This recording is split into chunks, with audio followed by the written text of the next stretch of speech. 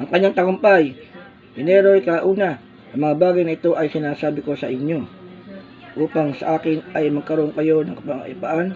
Sa libutan ay naharap kayo sa pag-uusig, ngunit lakasan ninyo ang inyong loob.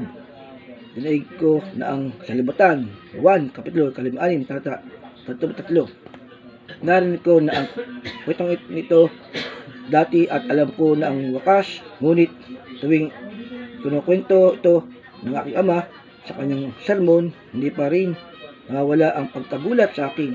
Ang kwento ay tungkol sa isang batang lalaki, nagmamahal at mahanga sa pangunahing bida, isang serye ng mga libro.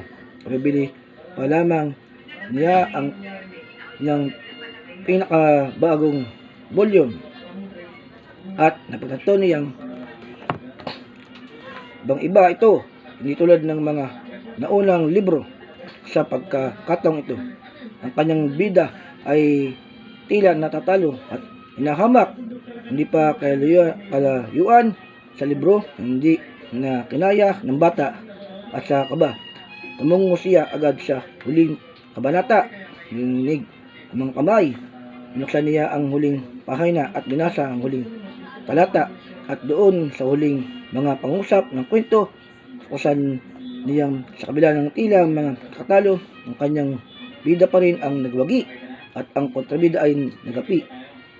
Ngayong alam na niya ang wakas, nagkaroon siya ng kapayapaan at bumalik sa kung saan siya huminto at pinagpatuloy ang pagbasa. Sa pagkakataong ito, dahil may bagong kaalaman na siya, tuwing tila nagwawagi ang kontrabida, sinasabi ng bata noong ng malakas, kung alam lang niya ang alam ko, kung alam lang niya ang alam ko.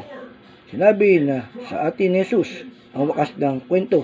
Nagwagi na siya, hindi pa rito binandiin niya ang dalawang magkaibang katotohanan, siya at ang kasalibutan. Sa kanya tayo ay may kapayapaan, ngunit sa libutan ay kakaroon tayo ng mapagsubok. Talata 33. Matapos sabihin sa mga alagad ang tukol sa alang mga dating na pansariling kabiguan, talata 22, ipinahayag ni Jesus na sa kanya magkakaroon sila ng kapayapaan. Naharap tayo sa araw-araw sa pagpili kung aling katotohanan ang ating pagtiwalaan, ang mundo, ang mga suliranin. Ito tiyak na darating o ang pag-ibig at ang kapayapaang makita natin kay Jesus habang nakapokus tayo sa kanyang tagumpay na natamo na sa krus tulad ng sa kwento. Malaki ang pinagkaiba kapag alam mo kung paano magwawakas ang kwento. Kapag maharap tayo sa karamdaman, kamatayan, pagkalugi at ibang pagsubok, tandaan natin ang kasamaan ay isang talunang kaaway.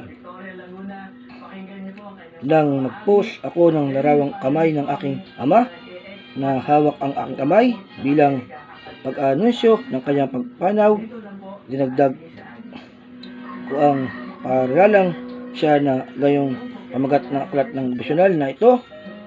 Nagwagi si Jesus ang magtagumpay ng pag-ibig ni Jesus ang siyang batayan ng ating pananampalataya.